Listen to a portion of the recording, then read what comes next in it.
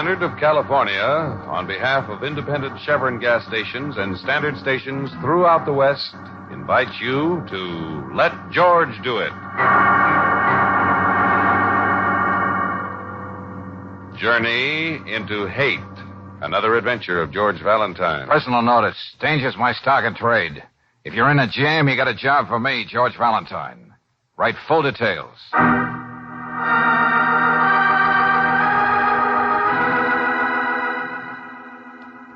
Dear Mr. Valentine, some dreadful shadow has come over my sister's life. From thousands of miles away, she cries for help. If you knew me, you'd understand how little help I can be, alone. I'm turning to you because I can't think of anyone else. The trip will take a great deal of your time.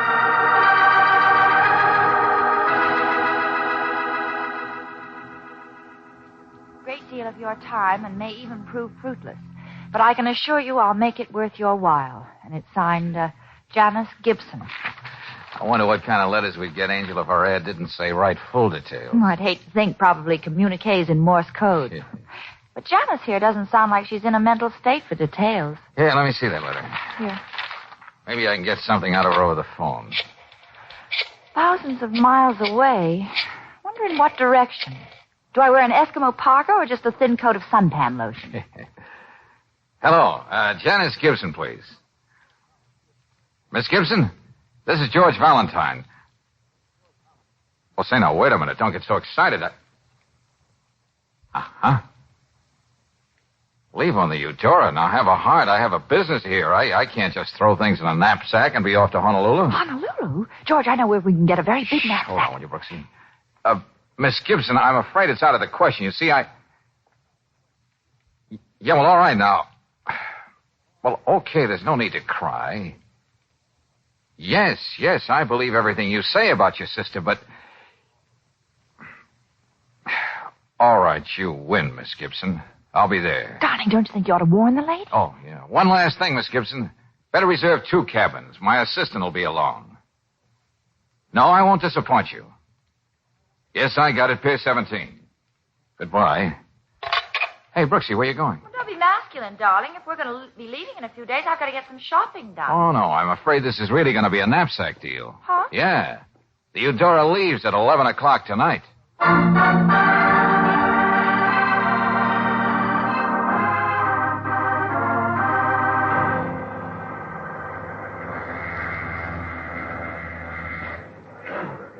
Oh, Steward. Yes, sir. Which way is stateroom 209? Straight down that corridor, sir. He's going to take an ocean voyage to rest up after this mad rush. Just 1 minute, sir. Huh? Yeah? I'm the ship's doctor, sir. I just heard you ask about 209. Friends of Miss Gibson's? Well, yeah, that's right. Why, is anything wrong? Well, thank heavens she has friends aboard. Here, this way. Miss Gibson isn't very well. Well, I know. She sounded a little hysterical on the phone today, but Emotional strain may have something to do with it, but I suppose you know she has heart trouble. No, we didn't. I gave her something to quiet her down. When I came back later, she was in there sobbing. She wouldn't open the door. I had to go and get the key. Oh, that's dreadful. Oh, now, Miss Gibson, try to pull yourself together. Your friends are here to see you. Friends? Oh, Mr. Valentine. Sure. We made a deal, didn't we? Oh, it was getting late. I was so frightened. I thought you'd changed your mind. Well, we're here now, and there's nothing to worry about. I'm Miss Brooks. Oh, I'll be all right now, Doctor. I'm sure you will. I'll arrange with a doctor in Honolulu to keep track of you. See that you're sure to get Digitalis whenever you need it. Thank you. And mind you, young lady, I don't want any more emotional shenanigans from you. I've made arrangements for both of you, Mr. Valentine. You just have to see the purser. Well, never mind that now. You feel up to talking? Oh, I must explain. Okay. Suppose we begin with your sister. Yes, Eileen's cablegram, it's somewhere here. Yes, in my purse. Oh, don't get up. It's right here on the table. Eileen is my twin sister. We haven't seen each other in 4 years. I see. She went on a holiday to Hawaii and married an artist named Marcel Millet. They bought a tiny island not far from Honolulu, and they've lived there ever since. I think this is the cable. Well, let's see, Brooksie. This must be our secret, Janice, because I'm not sure this horrible thing is happening to me. And if it is, I couldn't bear anyone else knowing it. Please get here quickly. You're my only salvation. Love, Eileen. I haven't told anyone else but you, and I had to do that if I'm going to help her. Yes, we understand. Well, I'm not going to pretend I understand this message. Now, suppose we skip on to your sister's husband. Well, I've never even seen a picture of Marcel. I've often wondered why she never sent me one, but as long as Eileen sounded happy in her letters, that was all that mattered. And then this cable, it's so strange, and it's not like Eileen. She was always the strong one, never hysterical. Well, now, Janice, I think maybe you ought to rest. People always wondered about that difference in us, since we are identical twins. Oh, Mr. Valentine. Okay. We'll have days to talk about all this. Good night, Janice.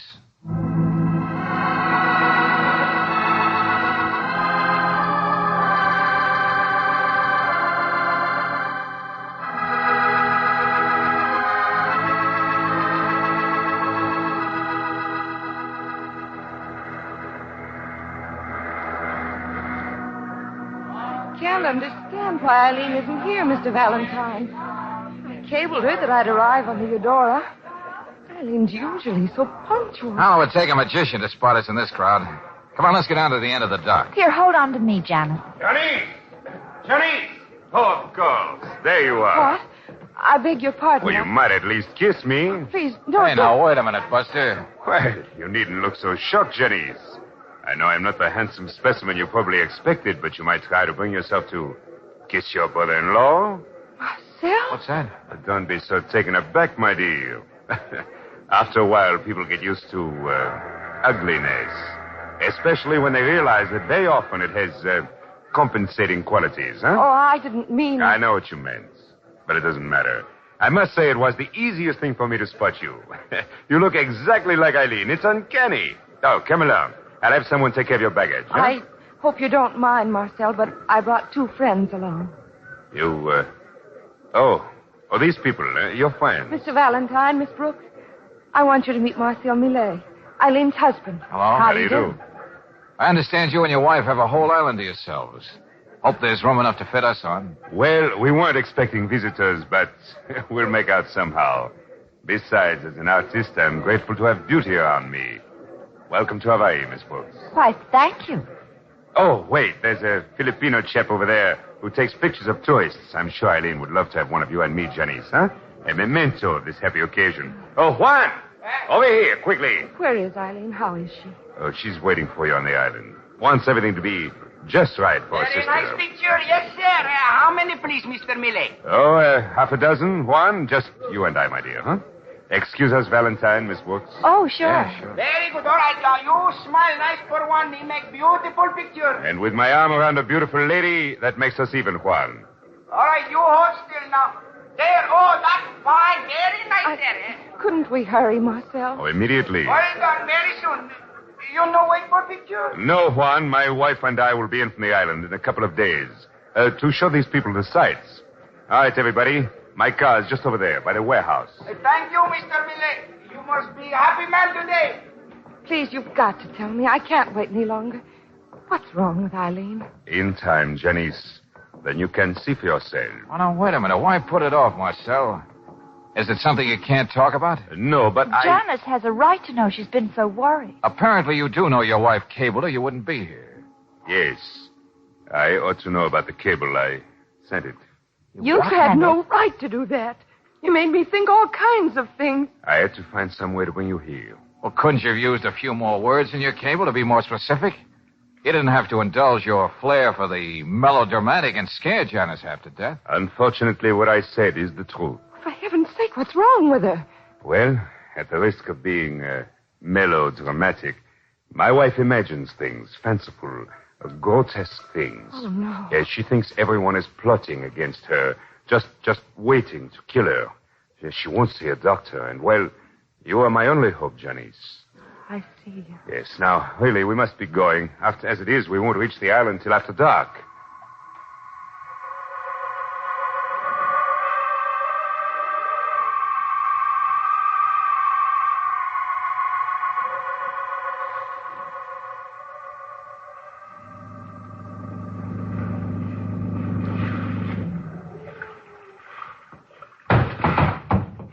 Easy now. You can't see a thing when the landing light's off. Okay, you better go first, Janice. All right. Where's that tropical moon people write songs about? Hiding tonight, Miss Brooks. I think we've got a storm coming up.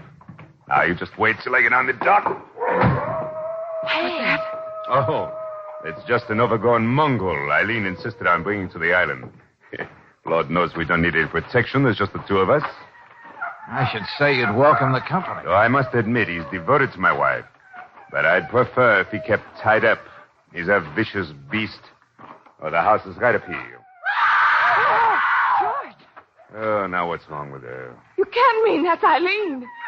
I think I saw her run around that side of the house. Well, Marcel, don't just stand there. Well, if she intends to hide, as she usually does, we'll never find her till morning. But we've got to do something.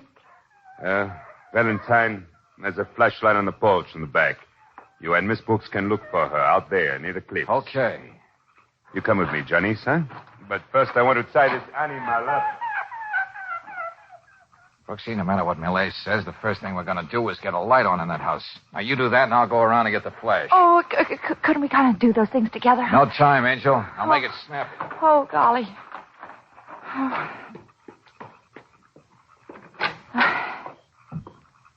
Jeepers. You'd better let me light that lamp. You might burn the place down. This house is nothing more than an oversized thatch hut anyway. There. You're pretty, aren't you? Well, who are you? That's my question to you. Why did Marcel bring you here? Are you one of those simpering ladies he trips off to see now and then? Get away from me. You know, he does have a strange fascination, that ugly Casanova. And if I thought you and he I'd were... hate to haul off and hit a stranger, but I could force myself. Better listen to her, sister. What? The young lady's quite capable of taking care of herself. Yeah. Looks as though Marcel's decided to turn this place into a resort. Now, look, I've been fumbling around in the dark long enough. Since you're not Eileen Millet, who are you? How did you get here? Miriam Denton's the name. House guest, model. Lately, I've turned into a nurse for Marcel's mad wife. If you want to know anything else about me, ask him. Well, George, what are we going to do? Well, right now, Angel, we're going down to the boat landing and get my gun out of the luggage.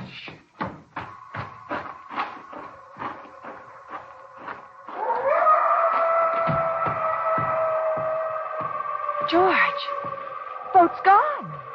I wouldn't mind that so much, Brooksie. But that means there's something else missing, too. Huh? My gun. Oh, fine. Yeah. This weird little drama calls for us being permanent guests in this tropical paradise.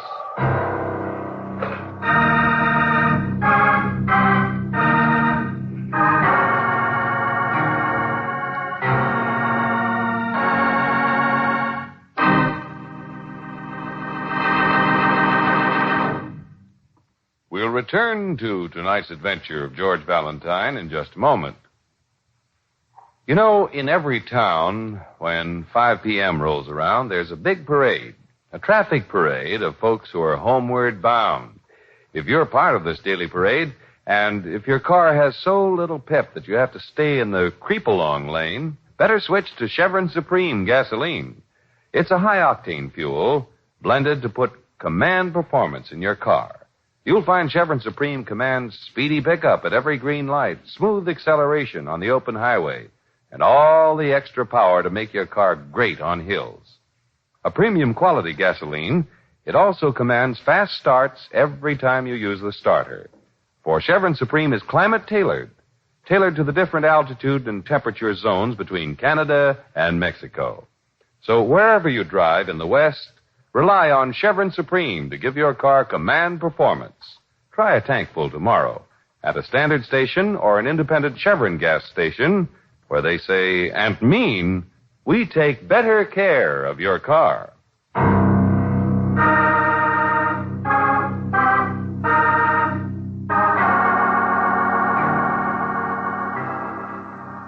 And now, back to tonight's adventure of George Valentine. In answer to her twin sister's plea, Janice Gibson comes to you with a strange assignment, namely to travel thousands of miles to a tiny island just off Honolulu. If you have George Valentine's keen instinct, something about the whole journey bothers you. You see how right you were when you arrive at the island and hear a piercing scream in the night. Janice Gibson's sister disappearing into the jungle.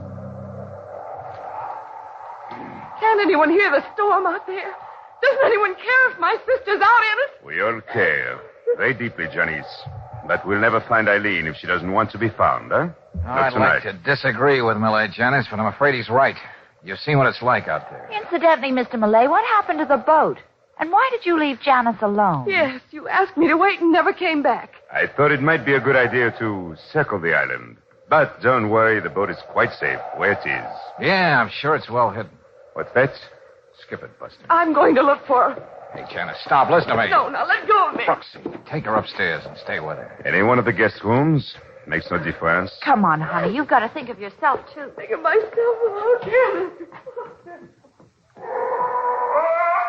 I've got to get rid of that blasted dog. What's the matter, Marcel? You seem nervous. You shouldn't be. You've got a gun. My gun, to be exact. What do you mean? It's missing from my luggage.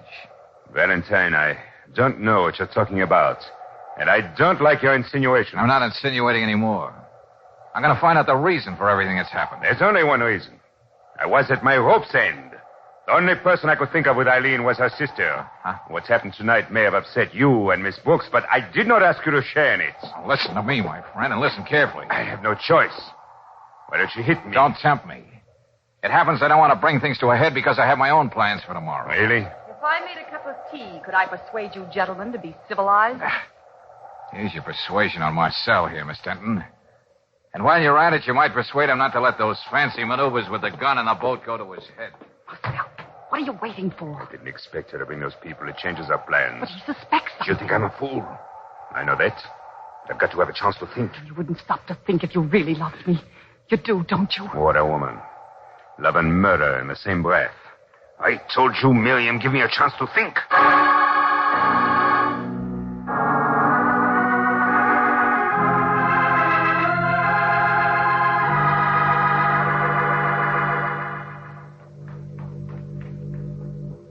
George, did you see Janice this morning? No, Brooksie, I thought she was still upstairs with you. Well, I left her for a few minutes, but when I came back, she wasn't there. Oh, I thought you knew, Mr. Valentine. You what? Miss Gibson went out with Marcel. Naturally, she's anxious to find her sister. Well, isn't that something we were all going to do together? I didn't know what your plans were. Not much you didn't. You know darn Stay well... with Brooksie, come on. Oh. Hey, George. Well, now, easy, easy. What's the matter, fella? What's bothering you?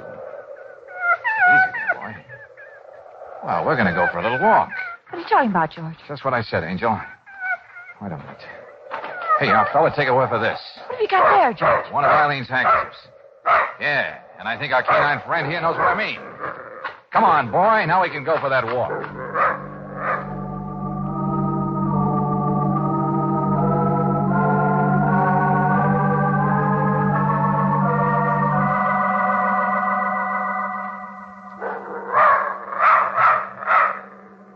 George, he keeps coming back to this spot. Yeah, I know. But there's nothing here but the beach. Wait a minute, hold it.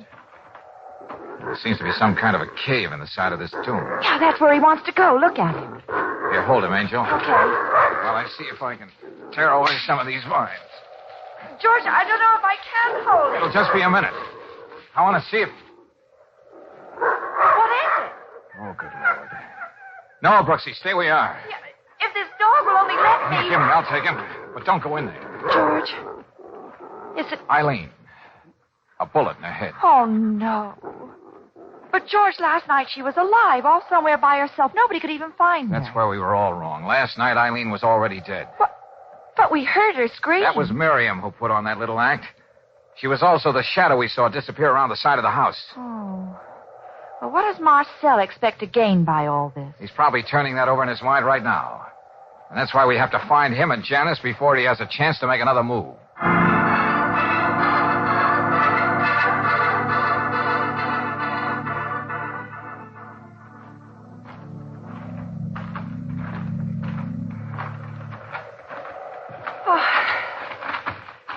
Seems so useless, George. There are so many places on this island he could have taken Janice. Well, there's only one thing in our favor, Brooksie. Marcel has to make this piece of mayhem look like an accident. That's the whole idea. Yeah, I know. You keep saying it. Easy now, quiet, fella. Don't you see, Brooksie, he intends to pass Janice off as Eileen. He did it very successfully yesterday. That photographer took it for granted Janice was his wife. Uh-huh. Well, I can see how he could have given everybody that impression. Yeah, the loving couple returned to the island. Wife has an unfortunate accident. He can report it as such to the police and collect the insurance because there's no sign of violence. Something he couldn't do with Eileen, who sports a prominent bullet hole. Wait a minute. Wonder what's eating him. George! Hey, up there on that cliff. Yeah, Brooksie, come on. Oh, golly, George. Okay, Malay. See if you got an answer for this. All right, fella, go get him. Yes, I've got an answer. I've been waiting a long time to do this. Don't stand there, Janice. Come down here. Come in. You killed us all. Oh, Mr. Valentine. Here, Brooksie, you take care of it. Okay. I want to see what he intends to do next. Claire, he told me about Eileen. Yes, I know, honey. He was going to push me into the ocean. Make it look like an accident. Stay where you are. The three of you. You're riding for a fall, Buster. You make another move toward me, and I'll let the women have it first. You know I have no compunction about it either. Yeah, I know. You're a brave boy when it comes to shooting dogs and women. Keep him away from me. Oh, please. Don't, please. Janice, don't. Once more, your intrusion interfere with my plans, Valentine. It breaks my heart. I suppose the best way to do it, after all, is to get rid of the three of you at once. I think we're going to have another little storm tonight. It's the time of year, you know. We can do without the weather report. Oh, yes. The story will go something like this. Despite my urgent pleas, the three of you insisted on taking the boat out into the storm. Aren't you satisfied you killed my sister? What else do you want? Of course, I shall be interested in recovering the body of only one of the foolhardy trio. The one the police will accept as my late, beloved wife. Doesn't Miriam Denton understand that she may be next on your list someday? What does she see in you anyway? She sees in me a man who won't let anything stand between him and his dream. Now, let's go back to the house and make the best of this waiting.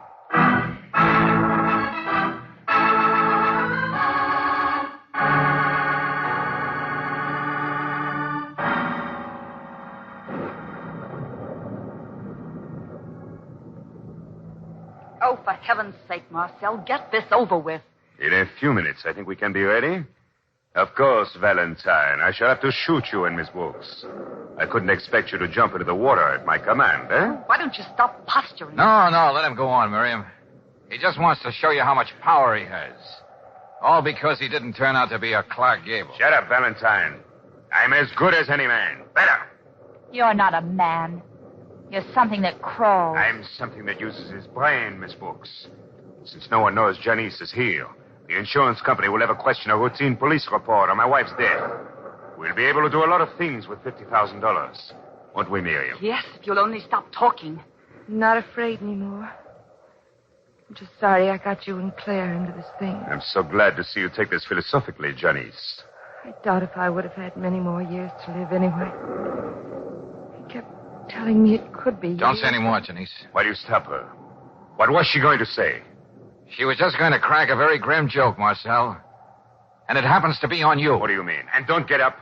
Stay where you are. No, I feel like walking around. You know what I'll do if I try? You're not going to do anything.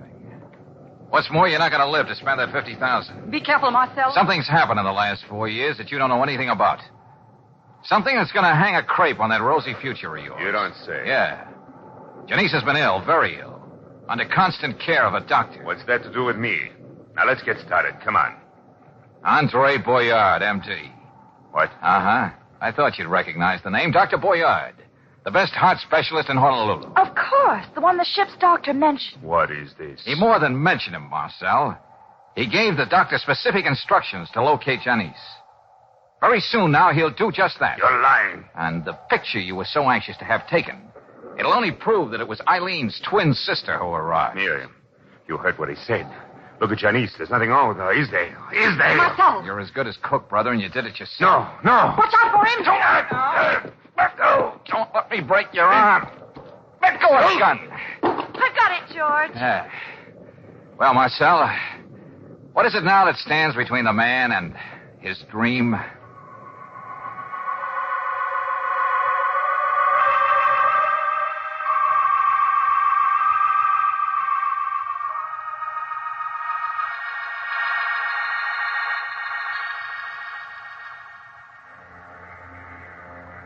Hey, look, Brooksie, why the purser's office? Oh, I told you.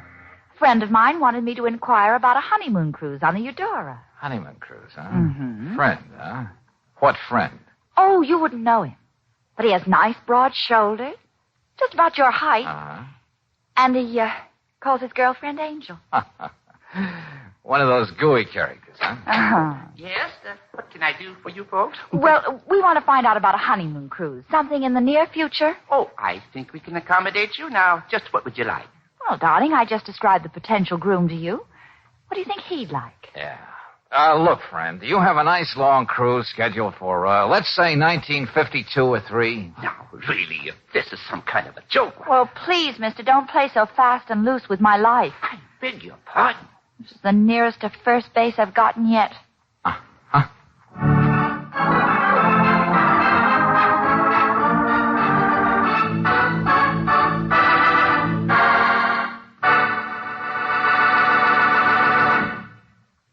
I think everyone will agree that cutting down the cost of car operation is an economy step in the right direction. And if there's anyone who hears more about budgeting and economizing than a grocer, who is he? Mr. J.W. Hogan of 301 H Street, Bakersfield, California, is a grocer, and here's his statement about RPM motor oil. Quote, I must confess I don't know much about a car, but there's one thing I'm sure of. I haven't had to spend 1 cent for repairs since I started using RPM motor oil in 1945. And thousands of other users of RPM, folks in all walks of life, have had the same success with this premium motor oil. For RPM is specially compounded to keep your car's engine clean, to fight off internal rust and corrosion, to keep cylinder walls cool when engine temperatures get hottest. So for protection you trust and the finest wear-saving lubrication, give your car a break by giving it RPM motor oil. Ask for it at independent Chevron gas stations and at standard stations where they say and mean, we take better care of your car.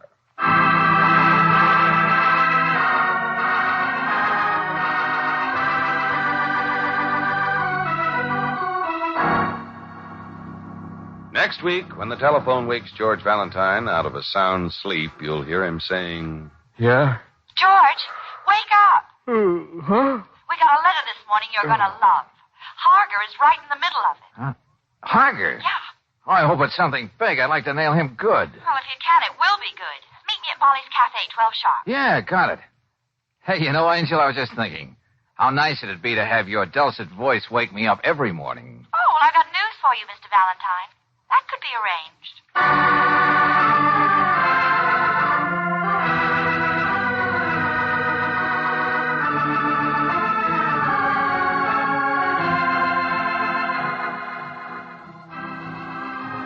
Tonight's adventure of George Valentine has been brought to you by Standard of California on behalf of independent Chevron gas stations and Standard stations throughout the West. Let George Do It stars Robert Bailey as George with Frances Robinson as Claire. Tonight's story was written by David Victor and Herbert Little, Jr. and directed by Don Clark. Also heard in the cast were Virginia Gregg as Janice, Gerald Moore as Marcel Millet, Louise Arthur as Miriam, Jack Crucian as Juan, and Earl Keane as the purser. The music is composed and presented by Eddie Dunstetter. Your announcer, John Heaston. Listen again next week, same time, same station, to Let George Do It.